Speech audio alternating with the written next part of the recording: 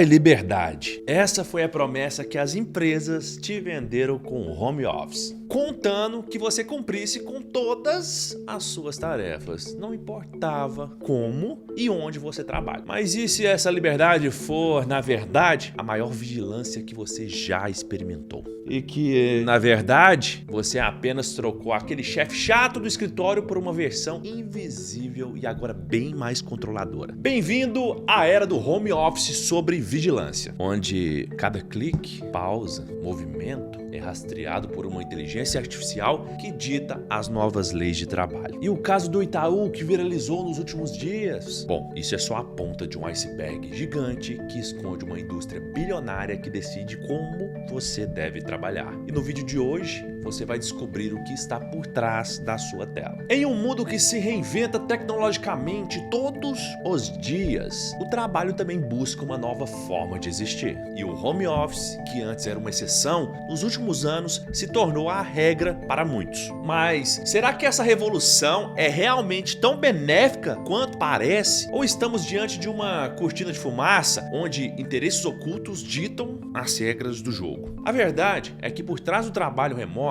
existe o centro de uma batalha que vai muito além da produtividade. E recentemente, o caso do Banco Itaú gerou uma grande repercussão, onde cerca de 1.000 funcionários em regime de trabalho híbrido, ou vamos dizer remoto, foram desligados sob justificativa de baixa produtividade. Isso baseado em avaliações de softwares de monitoramento. Mas assim, você realmente acredita que mexer o mouse é sinônimo de produtividade? Então por que bancos lucram bilhões enquanto dizem que seus funcionários não trabalham o suficiente? Eles alegaram certas inconsistências entre atividades registradas e o ponto eletrônico. Mas como podemos realmente medir a produtividade em um ambiente tão dinâmico quanto o home office? Esses programas como o X-Run, usados pelo Itaú, coletam dados como tempo de login e uso do computador. No entanto, especialistas e sindicatos questionam a eficácia e também a ética desses métodos. Será que o movimento do mouse ou o tempo da tela são capazes de refletir toda a complexidade de um trabalho bancário? Tarefas como análise de documentais, ligações e momentos de reflexão são ações cruciais para a produtividade e que muitas vezes não são capturadas por essas ferramentas. O Sindicato dos Bancários, inclusive, criticou a falta de diálogo e o desligamento de funcionários que, em muitos casos, tinham bom desempenho. E essa abordagem levanta uma questão fundamental. O monitoramento excessivo, sem transparência e respeito à privacidade, pode romper a confiança e criar um ambiente de trabalho opressivo,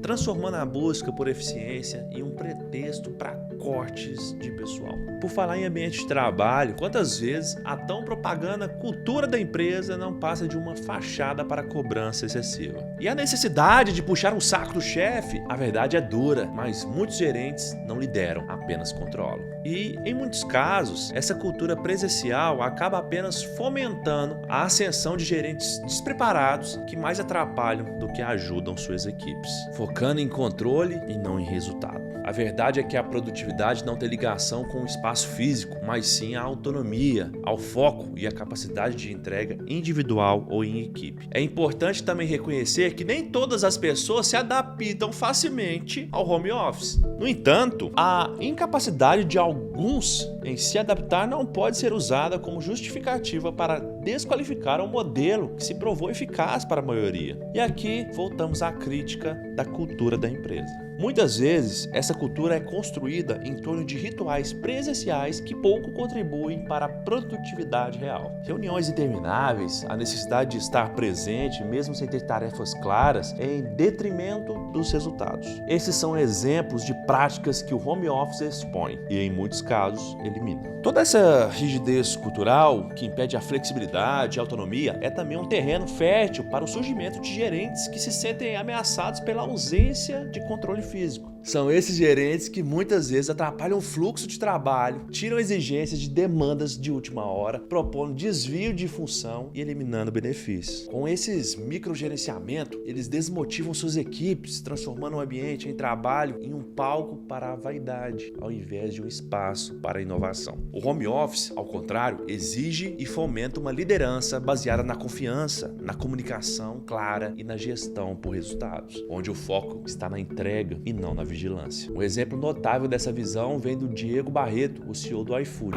Só vem quem quer.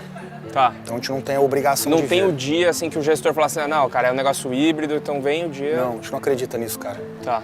A gente acredita em cultura, A cara. gente viu grandes empresas, tipo Amazon, grandes players falando assim, não, cara, agora é tudo presencial, acabou a mamata. Ninguém me mostrou um número até agora provando que isso é melhor.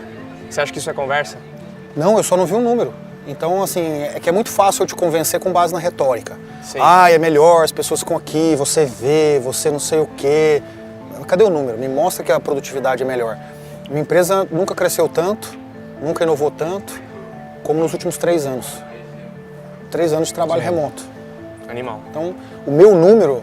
Como podemos ver, ele defende abertamente o trabalho remoto, afirmando que o iFood nunca cresceu e inovou tanto quanto nos últimos anos, justamente com o modelo de home office. Para o Barreto, o trabalho remoto não se trata de forma alguma de um benefício, mas é uma evolução de uma mentalidade. E a cultura da empresa deve se adaptar ao que realmente impulsiona o negócio. Se a produtividade aumenta, por que insistir em modelos que não funcionam? Produtividade não tem endereço fixo, tem a ver com resultados, não com presença. Mas é aí que batemos de frente com um dos maiores problemas do trabalho remoto, a máfia dos imóveis. Se a produtividade em home office é comprovada e o modelo é preferido por muitos, por que a pressão pelo retorno presencial tem crescido tanto? Uma das respostas pode estar no mercado imobiliário que rende bilhões. O período pandêmico forçou uma mudança sem precedentes no mundo do trabalho. O que antes era uma tendência de inovação, o home office se tornou uma necessidade global, onde as empresas de todos os portes e setores se viram obrigados a adotar o trabalho remoto. E, para surpresa de muitos, a produtividade não só se manteve, como em muitos casos disparou. A qualidade de vida dos trabalhadores melhorou, o tempo de deslocamento foi eliminado e as cidades viram uma redução no trânsito e na poluição. Era um cenário perfeito para uma revolução no trabalho.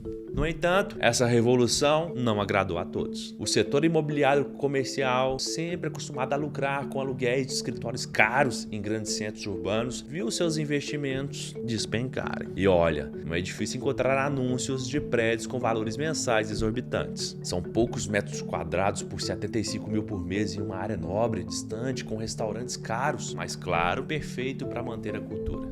Nesse período, prédios inteiros ficaram vazios e a perspectiva de um futuro com menos demanda por espaços corporativos se tornou uma ameaça real. E foi nesse contexto que surgiu a pressão pelo retorno ao presencial. Não se trata apenas da cultura ou colaboração, mas de um interesse econômico gigante. A narrativa que o home office é improdutivo, que a cultura da empresa se perde ou que a colaboração é impossível à distância, muitas vezes serve como uma cortina de fumaça para mascarar a necessidade de reaquecer um mercado que perdeu bilhões. É a velha guarda tentando manter o controle, mesmo que isso significa sacrificar a flexibilidade e autonomia que os trabalhadores conquistaram. E excelentes funcionários que entregam no home office acabam prejudicados com o retorno, se tornando funcionários medíocres, vencidos pelo cansaço e excesso de ruídos. Mas diante desse cenário, o modelo híbrido surgiu como meio termo, buscando conciliar a flexibilidade do home office com a interação presencial. Modelo esse que combina dias de trabalho remoto com dias de escritório, sendo frequentemente apresentado como uma solução ideal. E de fato, para muitas empresas e funcionários, ele pode ser uma solução interessante, desde que bem planejado e com foco na autonomia do trabalhador. Empresas que realmente valorizam seus funcionários e buscam por produtividade real estão investindo em modelos híbridos flexíveis,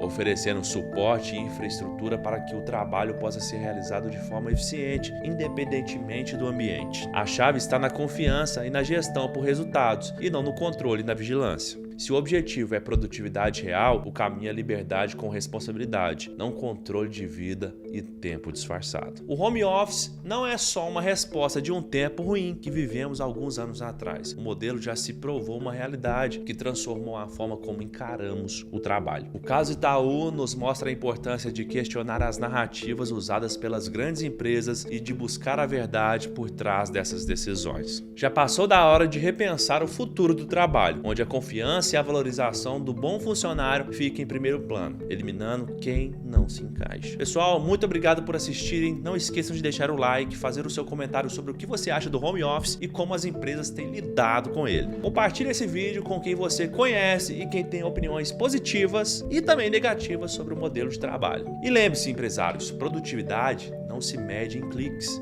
se mede em entregas e resultados. O futuro do trabalho é flexível e humano, mas só se a gente não aceitar a mentira da cultura da vigilância. E agora eu quero saber, você prefere liberdade ou vigilância disfarçada de cultura?